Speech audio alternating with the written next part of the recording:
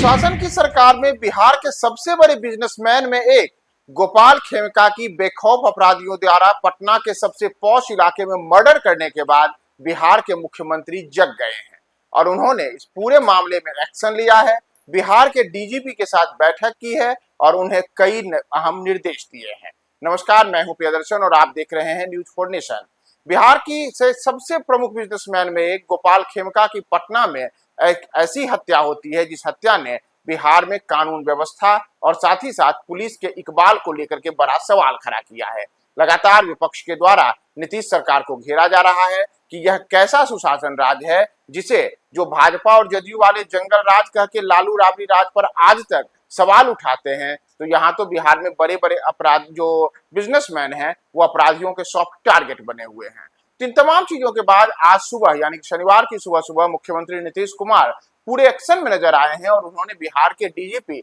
विनय कुमार के साथ ही साथ बिहार पुलिस के तमाम आला अधिकारियों के साथ उच्च स्तरीय बैठक की है और राज्य में विधि व्यवस्था की समीक्षा को लेकर के उन्होंने कई अहम निर्देश दिए हैं।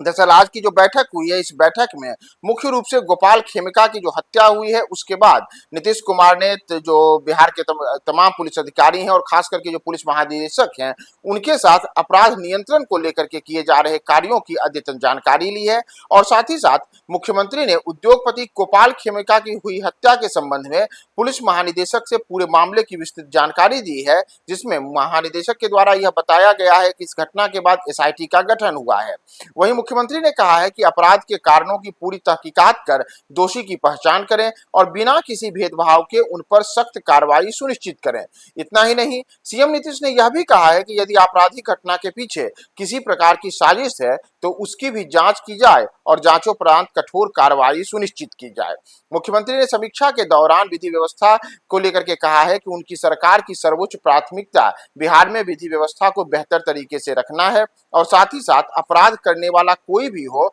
उन्हें किसी भी कीमत पर बख्शा नहीं जाएगा, यह सुनिश्चित किया जाए। और इतना ही नहीं, अगर इस प्रकार की घटनाएं घटित होती हैं तो आपराधिक घटनाओं में जो भी अनुसंधान है उसे तेजी से लाया जाए और ससमय इसे पूर्ण कर दिया जाए ताकि दोषियों पर त्वरित कार्रवाई है और कानून व्यवस्था को बनाए रखने के लिए पुलिस और प्रशासन पूरी मुस्तैदी से काम करे। दरअसल आपको बताएं कि जो गोपाल खेमका हैं उनकी पहचान बिहार के बड़े उद्योगपतियों यानी बिजनेसमैन में है और वह पटना में जब अपने अपार्टमेंट कटारुका निवास के पास जा रहे थे तो पटना की हृदय स्थली कहे जाने वाले गांधी मैदान थाना क्षेत्र के महज कुछ कदम की ही दूरी पर जहां उनका अपार्टमेंट है, वहीं रात के 11 बजे के बाद अचानक से एक युवक जो कि बाइक पर आता है और सटा करके उनके सिर में गोली मार देता है। जिस समय गोपाल खेमका वहां पहुंचे थे वो पटना के बांकीपुर क्लब से लौट रहे थे और जो सीसीटीवी फुटेज सामने आया है उसमें साफ दिखता है कि हेलमेट पहने हुए शूटर आता है और आराम से गोपाल खेमका के सिर में गोली मार करके चला जाता है। बाद में उनको अस्पताल ले जाया जाता है जहां सिर में गोली मारे जाने के कारण पहले ही उनकी मौत हो चुकी होती है। तो इस पूरे मामले ने बिहार में कानून व्यवस्था को लेकर के बड़ा सवाल खड़ा किया है कि क्या बिहार का व्यवसायी वर्ग असुरक्षित है। तो ऐसे में जहां बिहार के व्यवसायियों में सुरक्षा को लेकर के भी कई किस्म के सवाल उठ रहे हैं और साथ ही साथ विपक्ष के द्वारा भी नीतीश सरकार पर हमला किया जा रहा है, तो अब नीतीश कुमार पूरे एक्शन में नजर आए हैं और उन्होंने अपराधियों को लेकर के डीजीपी को सख्त निर्देश दिया है कि किसी भी कीमत पर कोई भी अपराधी चाहे वह किसी से जुड़ा हो वह बख्शा नहीं जाना चाहिए और दोषियों पर त्वरित कार्रवाई हो। तो देखना होगा कि गोपाल खेमका के इस मर्डर के बाद अब बिहार पुलिस का अगला एक्शन क्या होता है और क्या वास्तव में अपराधी पकड़े जाएंगे या फिर बातें हवा हवाई होकर रहेंगी।